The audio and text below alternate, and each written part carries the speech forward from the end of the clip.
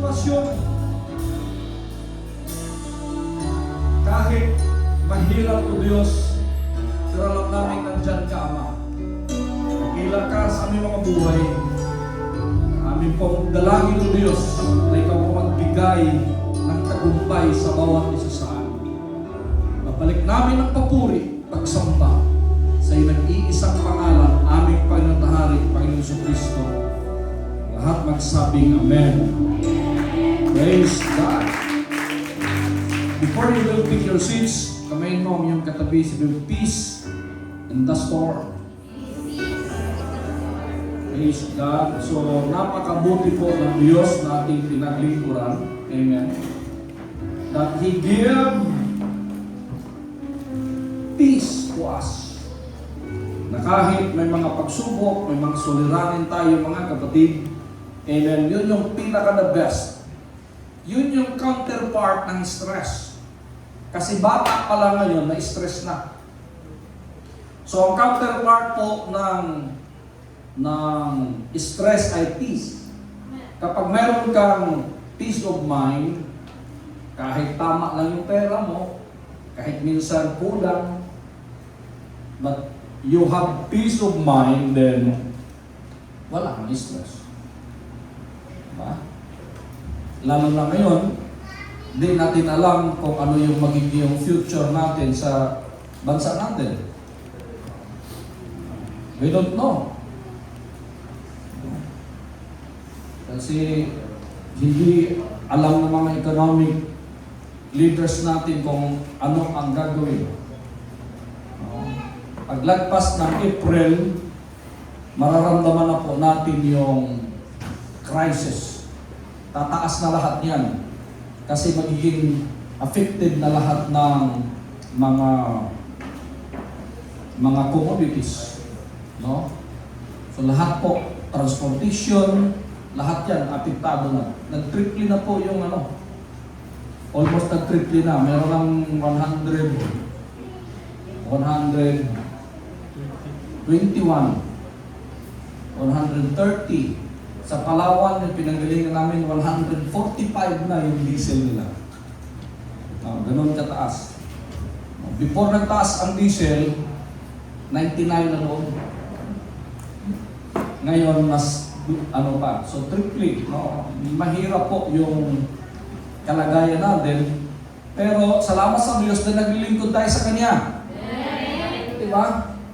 Kung nalagpasan natin yung pandemic time, amen, nasa loob lang tayo ng bahay, di tayo makadiskarte, huwag natin expressin yung buhay natin ngayon. It will, pass. Nadaan lang din ito. Huwag tayo mag-isip ng kung ano-ano. Amen?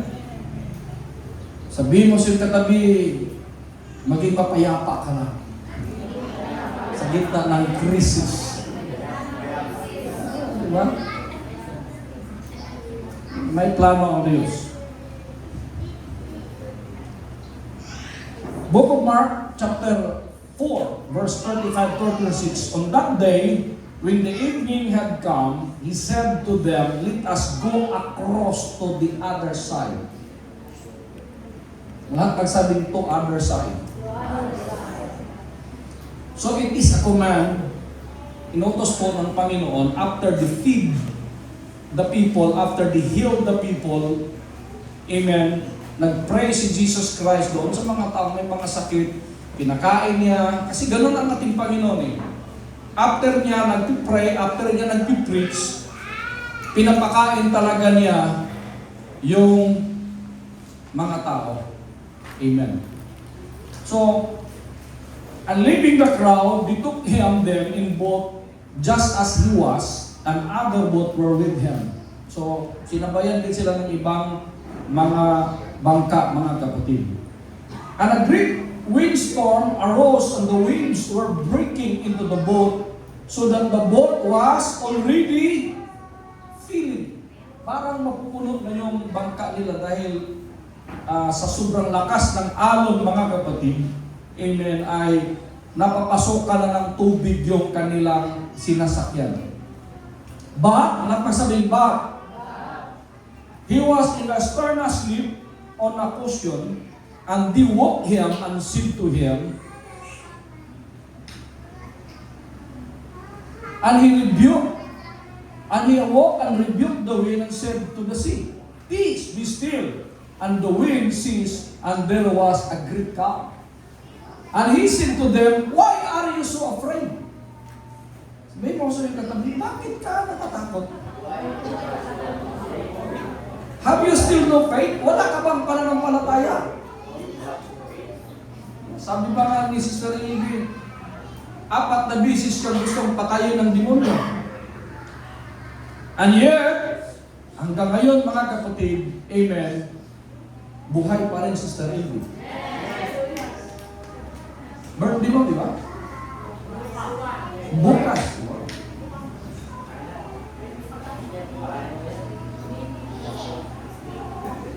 So,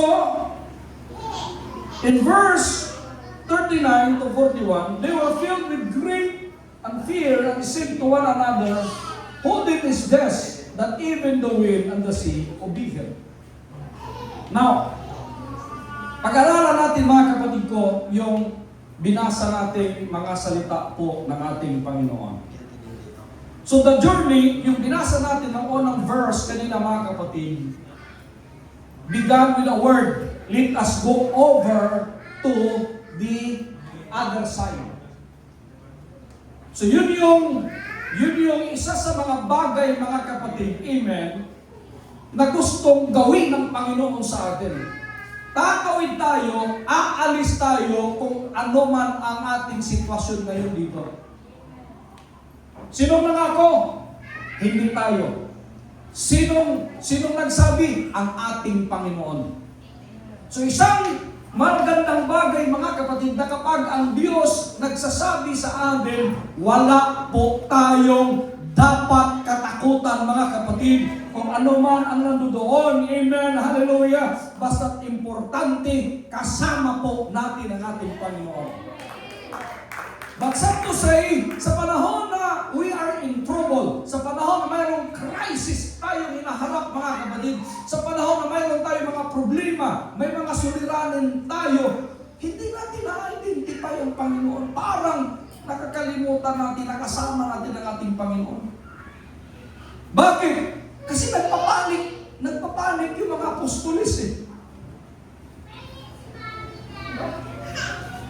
Na tayo, ang nagiging problema natin palagi,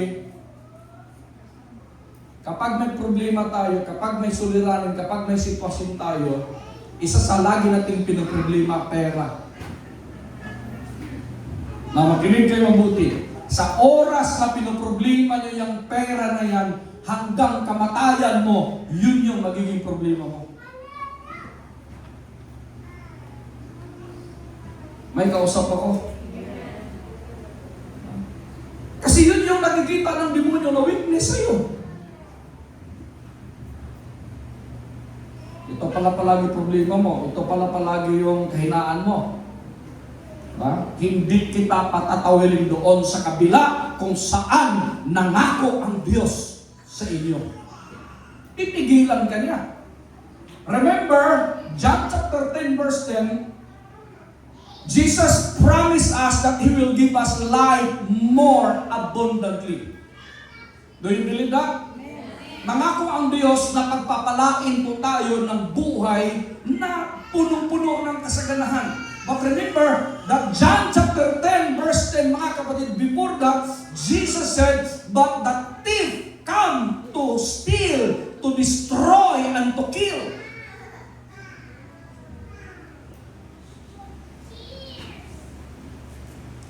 Yun yung lagi natin nakakalimutan. Palagi natin tayong umaasa tayo doon sa pagpapala ng Panginoon. Umaasa tayo doon sa pangako ng Panginoon. And yet, nakakalimutan natin mga kapatid na mayroon tayong kalaban.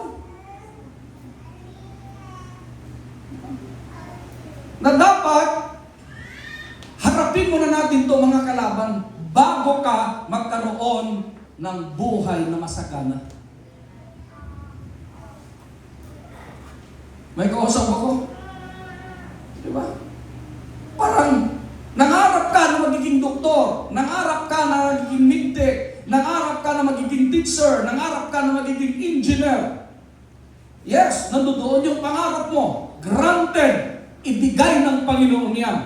Pero huwag mong sabihin na ganun kadali ang magiging engineer, na ganun kadali ang magiging doktor, na ganun kadali ang magiging abogada, na ganun kadali ang magiging midtech. Mayroon ka mga proseso na dadaanan sa buhay, mga kapatid, amen, bago mo makamit, amen, yung mga ninanais mo. So minsan yung utak natin, nagsushortcut. Did you see, amen? Between the promise and destination, a storm arose.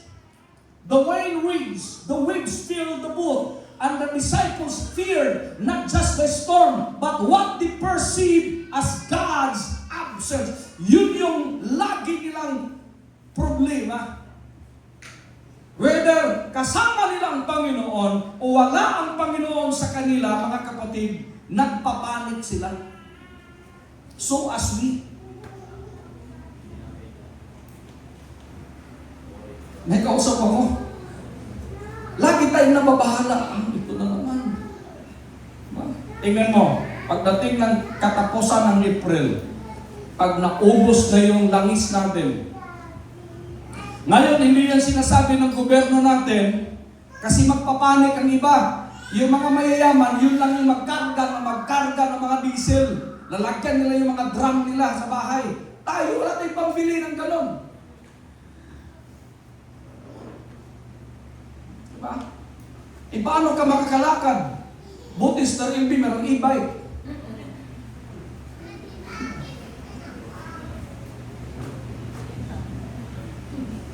Ay, isa sa problema na yan, tataas yung mga presyo. Lahat tataas yan. Domino effect yan. Pero, kailangan nating matakot. Kailangan nating mabahala. We need to prepare. Maganda tayo. Diba?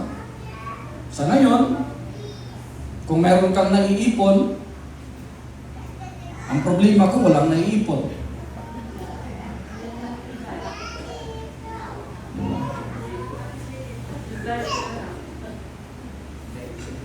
Mag-a-adjust talaga tayo. Parang pandemic tayo.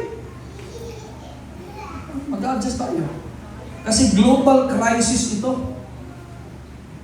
Ang problema pa natin, yung presidente natin, anong gagawin natin? Yun ang problema. Hindi naman natin sinisisi yung gobyerno. Kasi halos buong mundo affected yan. At noong kahapon ata, tuluyan ng sinirado ng Iran ang Strait of Hormuz. Wala nang makakadaan. Ano ang gagawin natin? Kaya ang alternative yung government natin, inausap si Ramon Ang, kasi si Ramon Ang yung may-ari ng Petron. Dati pag may-ari ng gobyerno yung Petron. The only refinery na mayroon tayo yung Petron. So yung crude oil, dadalhin dito sa Pilipinas, mga kapadigo, ng mga barko para i-refine pa yan dito. So may proseso yan. Matagal na proseso. At kailangan natin ng ilang millions of barrels every day. Paano na natin yan magagawa? Pero kapag mga anak tayo ng Diyos, huwag tayo magpanik. May alternative plan ka kaagad. Ano yung alternative plan natin? Number 1, manalangin. Number 2, manalangin. Number 3, manalangin. Wala pa tayo magagawa. Anong gagawin natin? Pera, wala tayong ganun kalaking pera. Kung ang pandemic umabot ng almost 2 years, di natin alam yung impact nito. Kasi yung pandemic time, open naman yung mga food noon eh. Open yung mga barko noon, nakakapaglayag pa rin sila. Ngayon, stop. Kung napapansin niyo, before nangyari ito, kinontrol na ng Amerika yung Venezuela. Kinontrol na niya yung presidente, naglagay na siya ng presidente. Kasi number 2 ng buong mundo, supplier ng oil, yung Venezuela. Kaya nga, kinuha na nila yung presidente ng Venezuela, naglagay sila ng presidente nila. Para kontrolado nila. Kung ano mangyari dito, bahala kayo, kami, nabubuhay kami. Magkagulo kayo dyan. Part yan ng depopulation. Para maraming mamamatay. Maraming magugutom. Kasi ang mundo puno na nag-usap-usap yung mga negosyante. Puno na masyado. Bawasan natin ng tao. Yung pandemic, kunti lang na namatay. Nagsusurvive yung mga tao. Lumaban yung mga katawan. Pero yung may mga sakit na natuluyan. Ganun yun. Ganun yun. Pag-inject pa lang nun. Kapag mahina yung katawan mo, you're dead. Diba? Sino nabakunahan sa inyo? Amen. Malapit na rin tayo. Ganun talaga. Kaya nga sa pamilya namin, sabi ko, okay, ganito na gawin natin. Total eksperimento ito. Kalahati sa pamilya natin, walang magpabakuna. Kalahati magpabakuna. Para may maiwan sa lahi natin. Yan si Rain, si Bill, si Mamang, wala, hindi yan nabakunahan. Si Jaira, ako, si Jaja, si Tatay, bakunado yun.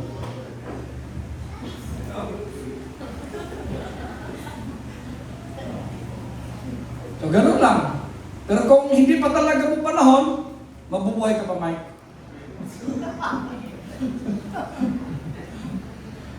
Will you see, amen? Diba? Ganun lang kasimple. Yet, Scripture reveals us a powerful truth. Jesus was in the boat. Will you see, amen? Silent but present, resting but sovereign. Hindi natin masyadong nararamdaman sa tuwing tayo may problema, may crisis tayo, may mga sitwasyon tayo, pero lagi nating tandaan, God is always with us. God is present. Sa tuwing tayo nagkakaproblema, nandyan yan siya. Would you see, amen? Crisis does not mean God has left. It often means He is revealing something deeper. Kapag may mga problema tayo, may mga pagsubok tayo, gusto ng Diyos, tuturuan tayo na magiging magpapalalim pa tayo ng pananampalataya. Tuduhan pa natin ang ating mga panalangin, mga kapatid, at magtiwala tayo sa Diyos kasi siya ang nakakaalam sa lahat ng mga bagay. Kahit anong gagawin mo, diba? Ano ang lamang sa ating nananampalataya? May Diyos. You see, amen? For faith must be tested to be proven. Yung pananampalataya natin, mga kapatid, 1 Peter chapter 1, verse 6 to 7, pinuprove yan. Amen. Nirefine yan. Our faith is more precious than gold. Yung ginto, mga kapatid ko, bago maging ginto yan, nirefine mabuti yan. Dumadaan yan sa pagkakras, dinudurog mo na yung mga bato. Kasi yung ginto, nakasiksik yan sa ibang mga bato. Dinudurog yan ng malaking bulbilan, malaking bakal. Yan si Mike doon nakatira yan sa mining area. Pagkatapos madurog yan, dadaan sa prosesyo, hihiwala yung mga bato na hindi ginto at hihiwala yung mga ginto na bato. Pagkatapos yan, dadaan yan sa apoy. Susunugin yan.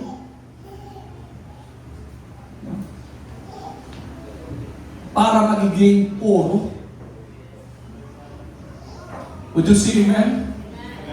At kikinangkab bilang totoong ginto, kikinangkab bilang totoong mananampalataya, kahit anong pagsubok, kahit anong durog ng mga problema, anong durog ng mga pagsubok, anong paghihiwalay, mga kapatid ko, na ginagawa ng kaaway, mananatili kang kumikinang. Amen.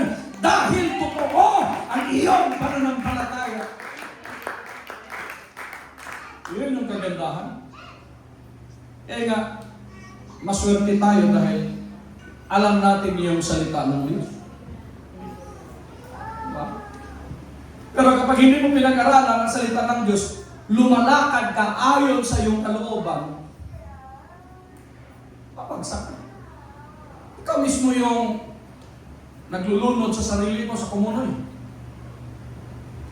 Kasi, sinabi na ng Panginoon, in everything you do, you need to put God first. Bakit? Bakit dapat nandyan ang Panginoon sa lahat ng ating mga plano? So that He will, He will direct your way. Hindi ikaw ang direktor sa buhay mo. Sino ang direktor sa buhay mo? Siya. Kapag ikaw lang nagpaplano, ikaw lang dumidiskarte sa sarili, akala mo okay, babagsak ka. The storm exposes our fears, our limits, and we place our trust, but it also reveals God's presence, God's power, and God's authority.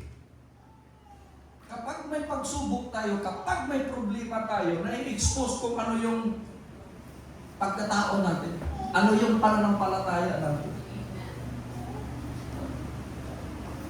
Madaling sabihin yan eh. Sabi ko nga sa isang kaibigan ko, nag-preach ako doon sa Cebu. Matindi yung pagsubok niya. Iniwan siya ng mga membro niya.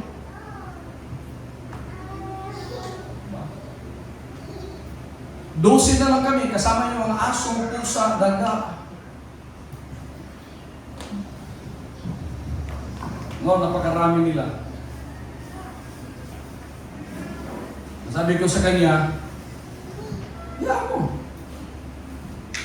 Ganun talaga ang buhay. Diba? Pero lagi mong tandaan, kapag mayroong nawawala, mayroong ipapalit ang Panginoon. Huwag kang matakot. Kasi doon kasi nakikita ng Diyos yung limit natin. Kaya nga, number one na prayer na itinuro ng Panginoon, paulit-ulit kong sinasabi sa inyo yan.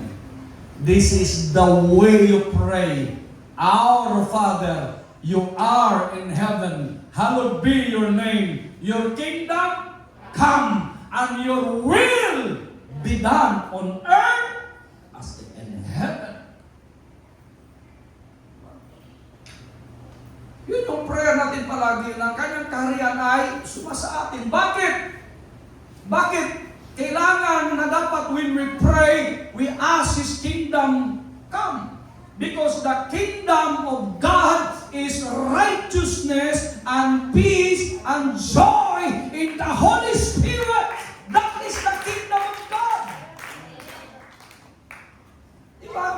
Kahit ano mga pagsubok, kahit ano mga suliranin, you have peace in your heart, you have peace in your mind.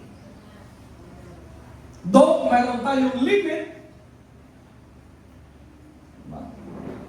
pero doon din i-reveal ng Diyos na sasabihin sa iyong anak, nandito ako.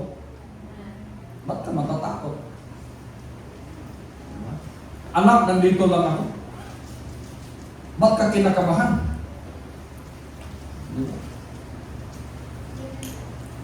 Kaya nga, dinodoktrina yung doktrina na parating pa lang ang Panginoon eh.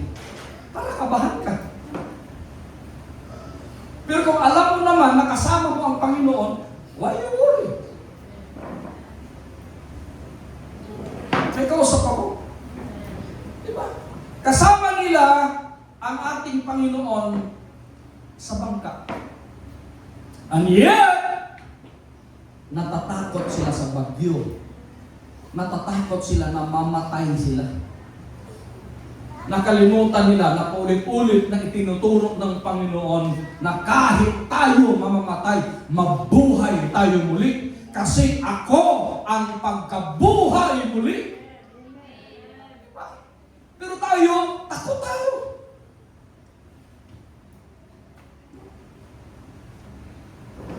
Kung ano-anong mga ginagawa natin, mga herbal, na wala namang masama na mag-ingat ka sa buhay. Pero kinakailangan, mga kapatid, ang pinaka-the best na herbal, ang pinaka-the best na gamot, amen, ay ang pagtitiwala natin sa Kanya. You don't need to beg. Kailangan magmamakaawa ka pa sa Diyos. Binigay na niya yan. Hawak mo yung ATM. Hawak mo yung password. Anong gagawin mo? Anong gagawin mo? Makaka-withdraw ka ba kapag hindi ka pupunta doon sa ATM machine? Makaka-withdraw ka ba kapag hindi ka pupunta doon sa bangko?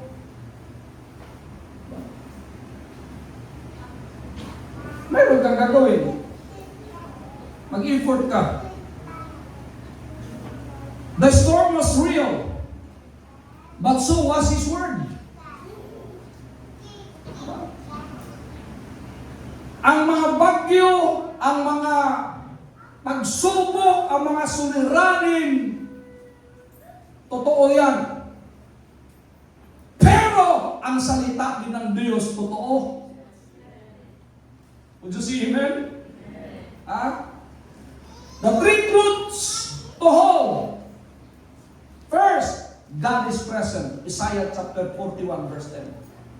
Yun yung lagi nating paniniwalaan. His silence is not His absence.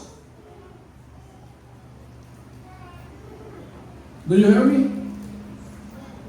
Sa kabuhay natin, pag may problema tayo, may mga pagsubok tayo, doon din, parang hindi natin nararamdaman ang Diyos.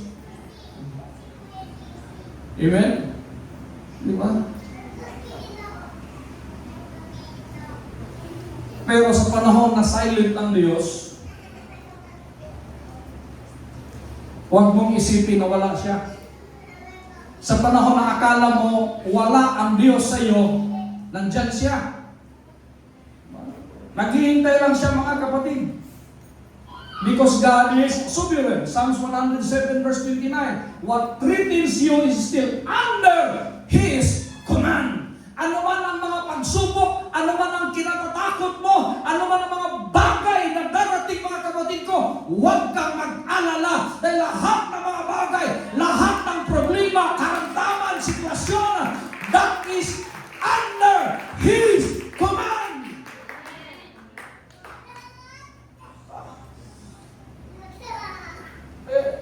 Nakalimutan niyo na ba sinabi ko noon? March 15, nag-declare si Duterte na mag-lockdown ng buong Pilipinas. March 16, magbabayad na kami ng bahay. Walang pundo ang chiki ko, mga kapatid ko. Wala kaming pera. Pinaalis pa tayo doon sa Tejero. Nakikiusap tayo doon kina Buklayan family, doon tayo magsisimba. Pero after natin nanampalataya, after natin, mga kapatid ko, nagpupuri sa Diyos, amen, that Sunday, mga kapatid, nag-declare si Digong, mga kapatid ko, wala mo nang bayad, lahat ng mga bills, stop muna. See? Hindi ko na sinabi, dahil ako yun. Wala akong kinalaman doon. Pero ang kapangyarihan ng Diyos, everything is under His control, under His command.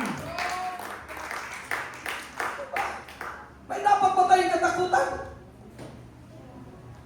Oh. At dahil sa pandemic na yon, ba? Nagiging blessing para sa amin. Nakapagbinta kami ng face mask, alcohol, disinfectant, mga machine. Diba? Nakakapag-deliver kami kung saan-saan, sa IPSA, sa mga LGU.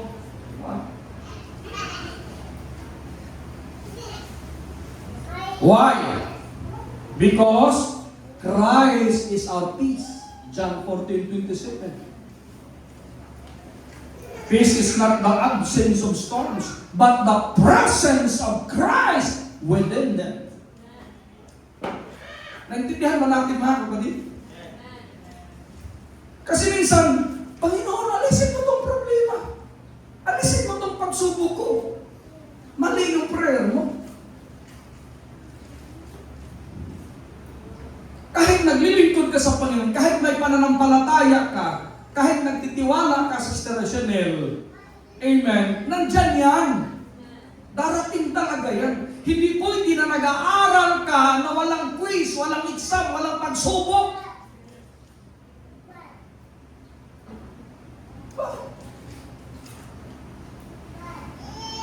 Dadaan ka talaga.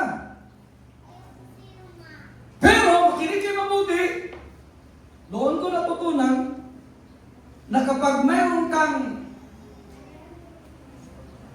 pagsubok na sasalihan, magiging exempted ka sa lahat ng mga bagay. Di ba? Eh sabi ko kay Bel, automatic na, with a high honor ka. Alam mo bakit? Hindi ka na nag-exam eh. Exempted ka na sa exam. Bakit? Siya yung pinadala doon sa Laguna, pangbato ng mga anong tawag nun? Yung siya yung magsasalita ng Espanyol. Pero yung contigo, ti amo. El niño ni Sotoy. Alam niyo yun? Porque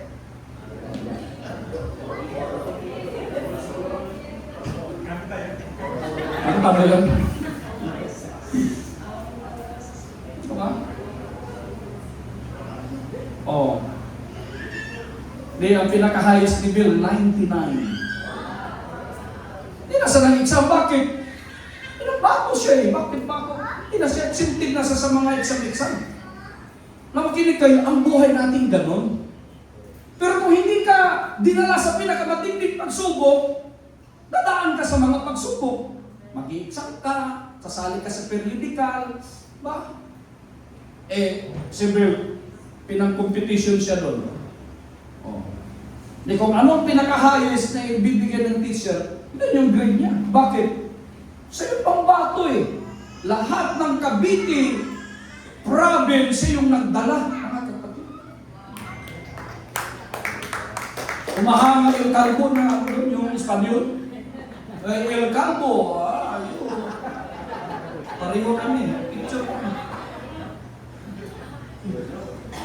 Te amo, Calvo.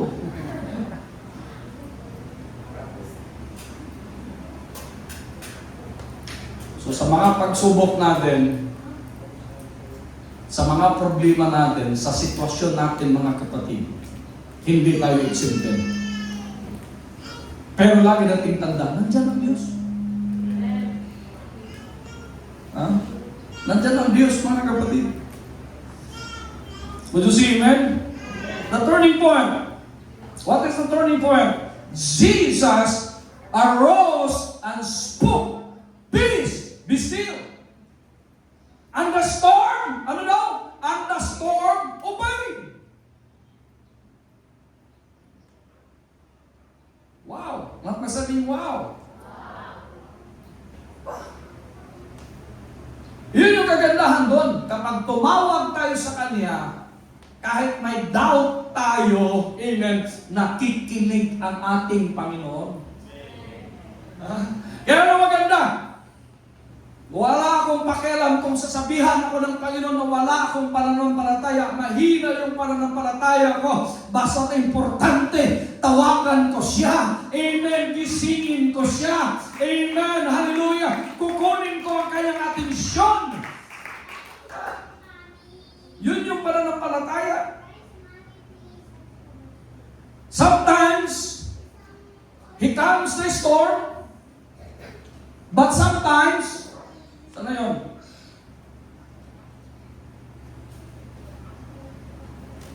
But when he asked, why are you afraid? Have you still no faith? Kung magtatanong ang ating Panginoon, bakit ka natatakot? Ang ibig bang sabihin, wala na tayong pananampalataya? Hindi. Mayroon pa rin. Pero natatakot lang talaga tayo. That's normal. Di ba? Kaya huwag kang titingin-tingin lagi sa Facebook mo, huwag kang manonood na sa balita, hayaan mo yan. Nandun ka kami Friday, in-invite ako doon sa Camp Maguinaldo. Diba? Nandun kami sa isa, Friday. Grabe, walang traffic. Dapat long holiday yun eh. Kasi iikot yun, Holy Week, Monday, hanggang ano yun. Wala. Smooth na smooth kami. Nakakatulong din. Kasi parang hindi na mabawasan yung diesel mo.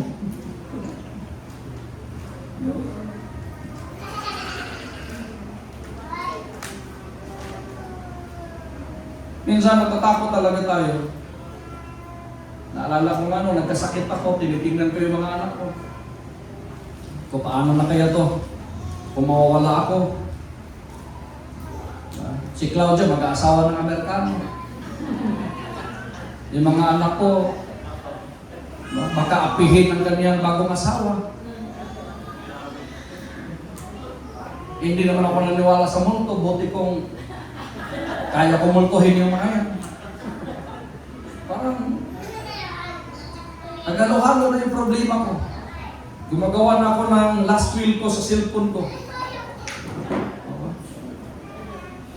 Binibilin ko na, ang iniisip ko, yun itong mga bibilinan ko.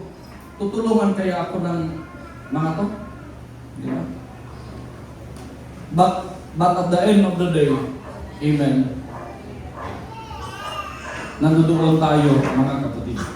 Sometimes He calms the storm, but sometimes, ano daw? He calms you. Woo! Amen? Diba? Minsan, pinapakalma niya yung problema natin, pinapakalma niya yung mga pagsubok natin, mga iniisip natin.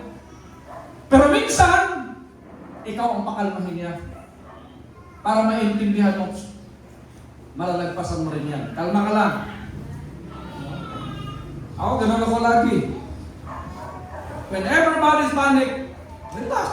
Relax lang. Pag nagpapanik tayo, wala namang mangyayari. Yun yung natutunan ko sa training eh. Diba? Kapag hindi ka, hindi ka focus, madidisgrasya ka. Oh. Yan, nung kahapon nata, may mga anim na mga pulis, mga kapatid ko, pauwi na sila galing sa pagpatrolya nila, dinakbakan yung kanilang sasakyan. Ubus. Sa Sharif Agwak, yun yung dinadaanan namin. Papunta kaming Cotabato, Maguindanao. Dumaan kami doon sa mga Masapano. Ganon dyan. Yan yung mga area na yan na may nagtitinda ng taga Cavite ba, Batangas? Nagtitinda ng kambing, nilibing ang doon ang buhay. Ganon yung mga lugar na yan. Pero kinakailangan maging aware tayo.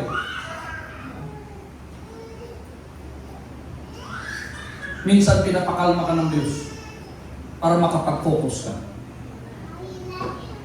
Kasi ang pagiging aligaga, ang pagiging matakutin, ang pagiging, alam mo yung masyado kang nag-uuri, nakaka-out of focus yun. Instead na mag-uuri ka, mag-pray ka naman. Pray ka. Do not measure God's faithfulness by the intensity of your storm, but by the certainty of His Word and the finished work of Christ. Minsan, minimeasure natin yung sarili natin, yung problema natin. Bakit kaya? Ang dami-dami naman sana pwedeng bigyan ng pagsubok na ganito. Bakit ako pa? Akalawa ako na kayo walang-wala. Ako na ngayong ganito. Mabait naman ako sa iyo, Panginoon. Bakit ako pa? Diba? Dami namang luko-luko dyan. Bakit ako pa? Pero binigyan ka ng pagsubok, binigyan ka ng sitwasyon ng Panginoon. Why? Kasi para makita mo kung gaano kabuti, gaano ka makapangyarihan ang Diyos na ating pinaglingkuran. If we said we are going to the other side, then no storm can cancel that promise. Kapag nangako ang Diyos, kapag sinabi ng Diyos na pupuntahan natin yon, pinangakuhan tayo ng Diyos, mga kapatid ko, that someday somehow, kapag nagiging faithful tayo na naglilingkod sa Kanya, mga kapatid, kapag kumakapit tayo sa Kanya at nanampalataya tayo sa Kanya, walang pong bagyo na makakapigil sa atin, walang pong sitwasyon na makakaharang sa atin, mga kapatid. Even when God promise, no one can cancel.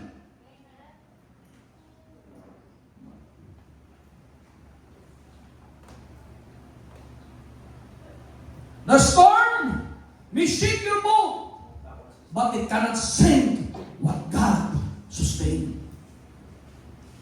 Lahat magsabing, woo! Diba? Pwedeng diba? Magsishake yung boat mo, yung pananampalataya mo. Diba?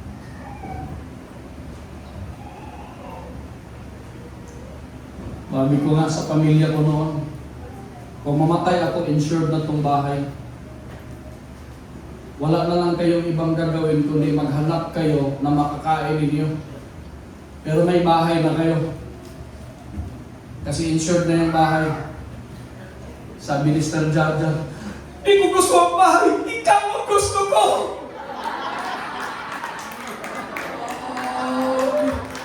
Lumakas ako.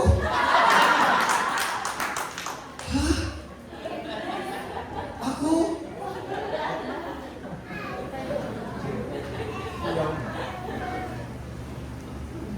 Diba? Ganun ba eh? Sabi niya sa akin,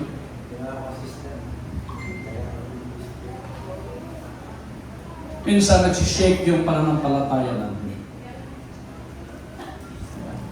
Minsan yung mga kaibigan ko, sinabihan ako, ikaw matindi ka mag-rebuke sa amin, matindi ka, barubal ka magsasabi sa amin, tapos ngayon, nawawalan ka ng pag-asa.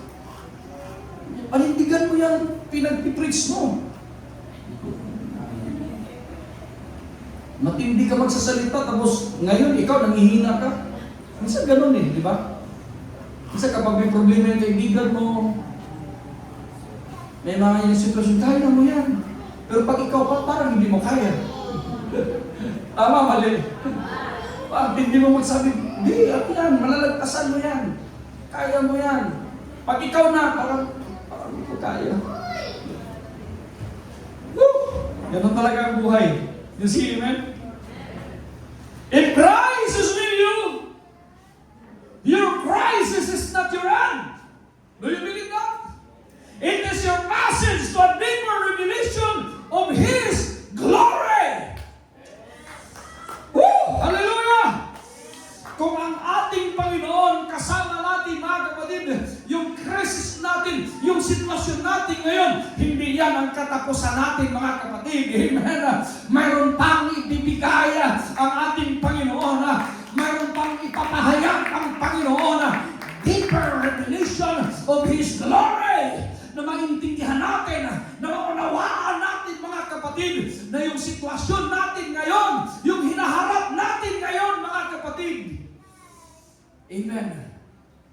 Higit pa siya dyan. Woo! Can you shout? Woo! Parang, woo! Ganun na kayo eh. Para kayong aso, walang kayo. Woo! Lakasan natin. Woo! Iyan. Diba? Para walang kayo. Woo! Para yung aso natin dito na ano eh.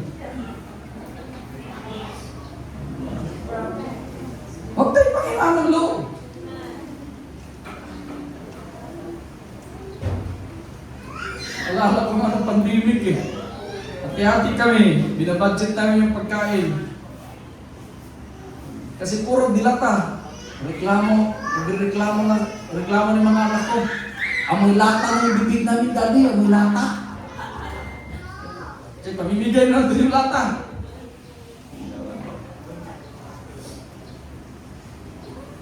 Kaya nung may kinausap ako ng kaibigan ko, mayor, ng mga senador, ng mga kaibigan ko, binigyan ako ng mga maraming relief. Pinabibigay ko rin. Pagtingin ko sa lata, parang takot na ako eh. Pero sa kanila, yung dilata, haven na yun. Pero sa'yo, dahil, bihira, ilang buwan ako nagdidilata. Yun siguro yung nakapanghina sa akin. Kung may mga pagsubok tayo sa buhay, kung may sitwasyon tayo sa buhay, huwag tayo magpanik. Amen? Huwag tayo magpanik because peace is always, amen, available. Peace in the storm. Sa panahon na mayroon tayong mga crisis, sa panahon na mayroon tayong mga problema na hinaharap, mga kapatid ko, isang bagay lang, amen. Dapat nating tandaan, tinuruan tayo ng Panginoon. My peace I give unto you. It's a peace that the world cannot give. It's a peace that the world cannot understand. Peace. Ang sunod niya? To know. Peace. To live. My peace I give unto you. Wow! Yan yung sabi ng Panginoon eh. Kahit marami kang pera, kahit wala kang sakit, pero wala kang peace, it's nothing. It's nothing. Pero kahit may sakit ka, diba? Ako dami kong naramdamang sakit. Hindi ko lang ininda.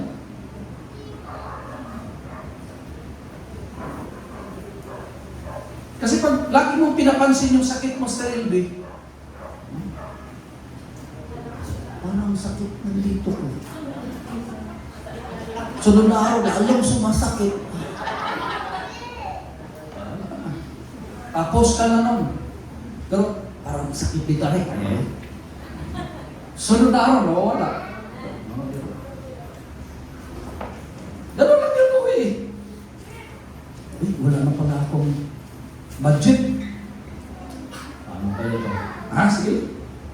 Sunod na araw, meron na yun. Diba? Ganun lang. Pero problema ng mga tao ko doon sa Batangas eh. Dito wala nang budget tayo. Paano yan? Kalahati na yung sweldo. Sabi ko, buti na kayo. May sweldo kayo eh. Ako hanggang ngayon, wala pa rin ako sweldo. Pray lang kayo. Ito lang binigay. Wala na, finish na, nanghihina na sila. Mamaya-maya, tumawag kami. O, nandiyan na, kunin nyo na. Yung kulang yung nakarang linggo, nandyan na. Kaya lumakas na. Yung tao minsan, nagpapalakas pera eh. Pero pag yan yung sukatan mo sa kalakasan mo, wala. Mamamatay ka maaga. Kasi hindi sa lahat ng panahon may pera ka. Hindi sa lahat ng panahon. Hindi sa lahat ng panahon. Kaya tinuruan tayo ng Panginoon, amen, na habang mayroon ka, mag-ipon. Pero paano yan, Pastor? Wala nga kaming maiipon. Diba? Bakit? Kasi wala kang goal na mag-ipon eh. Ganun lang naman kasimple. Ano ang sinabi ko sa inyo, pag natapos ko ng bayaran yung bahay ko, bibili na ako ng sasakyan. Bakit? Nag-iipon ako eh. May mga ipon ako, hindi alam ng asawa ko. Ang alam lang niya, Nagwapo ako, yun lang.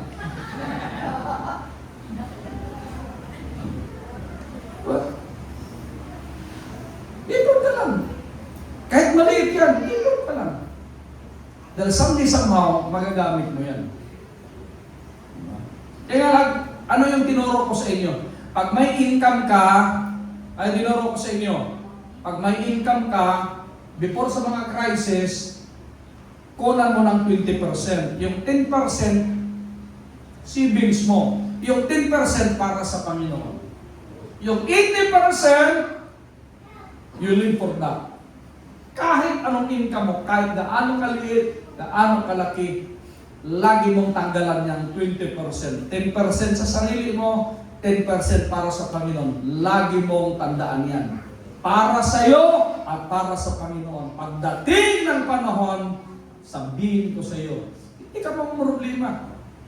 Pero kung hindi mo gagawin yan, huwag mong sisihin ang Diyos, Panginoon, bakit ganito? Hindi mo ginawa yun eh. Ilang beses ko na tinuro yan sa inyo. Magtabi ka para sa sarili mo, no matter what, tandaan mo, maliit o malaki, hindi nyo napapasin, nagkakasya yan. Tama, mali. Di ba? Nagkakasya yan. 1,000 ang pera mo o 100,000, pareho lang yan. Magkasya yan. Bakit?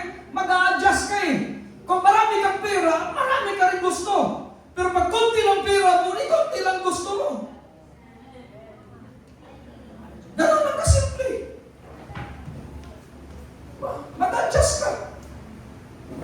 Hindi mo pwede sabihin, ganito lang kasi income ko eh. Lahat naman tayo ganun. Magtabi ka, unti-unti. Ako nga may garapon ako eh. Yung garapon ko, gawin kung sino nakakita nun, ilagay ko ng sticker. Sticker. Para sa sasakyan ko. Pero yung garapon na yun, nabubuksan. Dami ko nang iyo. Mamaya, sabi ni Claudia, kailangan natin magbayad na kayo. Kuha naman sa garapon. Isip ko, paano mapapuno ito? Pero darating at darating yung panahon, dahil mayroon kang, initiative eh. Alam mo yung sinong nakakaranas nun? Yung mga puso, kapag ginanon mo, walang tubig. May diskarte yan. Ang katis, ano ang tawag sa inyo yan? Kahit isang tabo lang, lalagyan mo yan. Paglagay mo yan, ganunin mo, aangat yung nasa ilalim. Tama mali? Ikaw wala kang pang ganon, duraan mo lang, walang mangyari yan. Inalala ko nun, yung may puso kami nun, mayroon talagang tabo, isang tabo na nakasipli dyan. Walang gagalaw yan. Tumba kapag ginagalaw yan. Kapag nagigib ka na, inalagay mo ngayon. Pag puno, ganunin mo ngayon, bilisan mo ganon. Pak, hanggang lumalabas yung tubig ba dyan sa inyo? Wala namang mga yan. Dati, wala namang mga... Ngayon lang naman, yung mga anak ko din, naman naabutan yung mga puso-puso na ganyan eh. Diba? Ang tawag namin yan, puso, bumba. Kaya takot-takot ako yung may Tagalog sa amin. Pumunta kayo sa bumba. May bumba. Ako yung Tagalog eh. Yung puso, tawag sa amin, bumba. Bumba din sa inyo. Parang pareho pala tayo. Ganun lang. Kahit kundi. Ba? Pangkati. Ano bang tawag sa inyo? Pangkati? Ha? Ano sa inyo yan? Dito. Yung ilagay mo yung tubig para doon. Ha?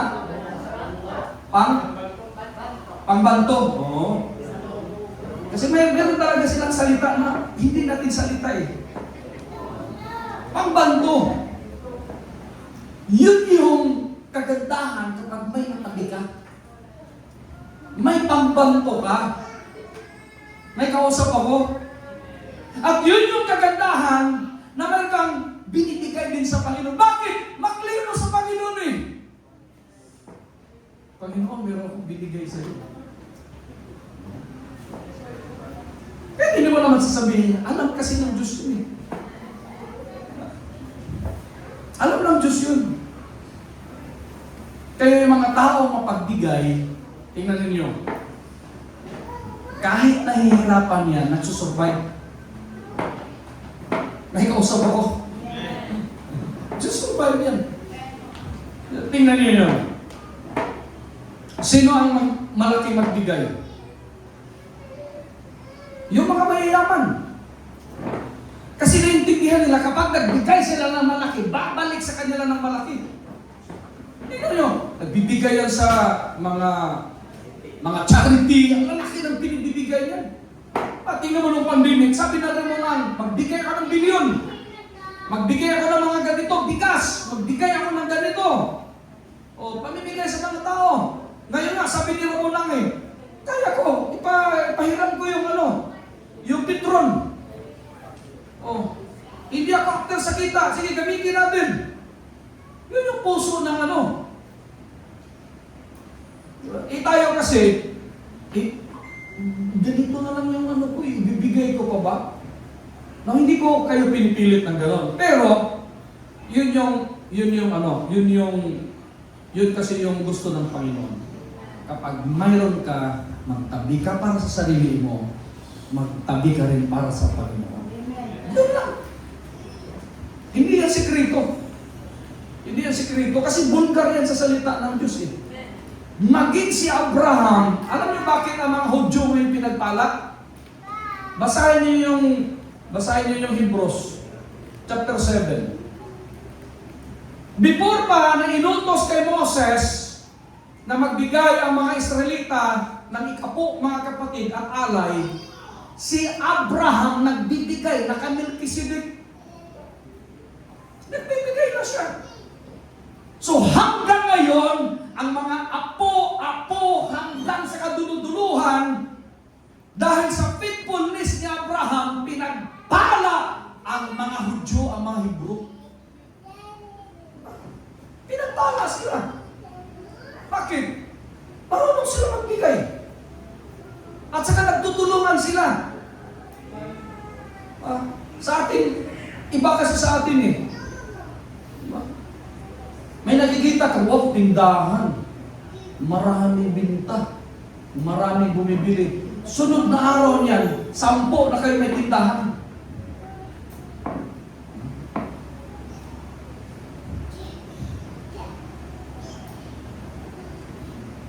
Sa Panginoon, nagtutulungan sila yung mga Hudyo. Tutulungan sila. Halimbawa, si Chanel, mayroong magaling siyang dumiskarte, magaling siyang negosyante. Tulungan nila yun, bigyan nila ng puhunan yan. Sige, magnegosyo ka. Gamitin mo yung talent mo. Oo. Kapag lumago ka na, maghanap na naman din tayo ng kapareho mo. O di dumami na kayo. Pero hindi mo sarili yun. Atin lahat yun. Alam mo yung naging problema sa mga Pilipino? Kanya-kanya Tingnan yung mga insik. Itinuturo ka pa nga yan Wala kami pa. Doon kami Akala mo kalaban yan sila, yung parehong hardware? Magkakasama lang yun.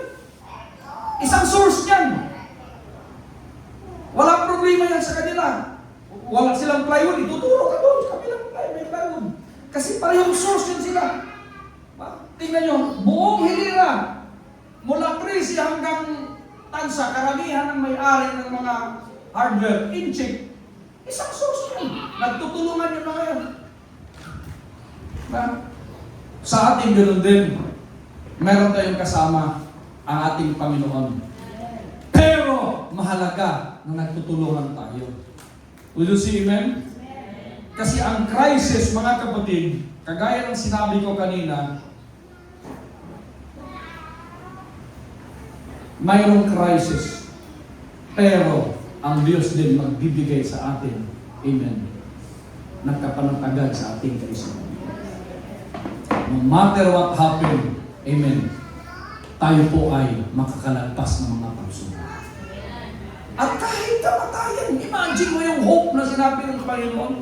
At kahit mamamatay kayo, huwag kayong mag-alala kasi mabuhay ka muli. Kung paano ako namatay, inilibing at nabuhay magmuli, ganun din kayo. That's why we have hope, kaya tinawag itong gospel. Bakit gospel? Because this is a good news. Kung talaga ibig sabihin nun. At the end of the day, kahit anong mangyari, mamamatay tayong lahat. Pero ano ang maganda? Huwag kang magalala. Mabuhay tayong muli. Hindi po katapusan ng kamatayan. Kaya huwag kang matakot yan. Sa oras na natatakot ka sa kamatayan, hahabulin ka ng kamatayan. Pero sa oras na hindi ka natatakot sa kamatayan, be prepared. Amen? Peace in the storm. Tatayo tayong lahat, mga kapatid, sa pangalan po ng ating Panginoon. Purihin po siya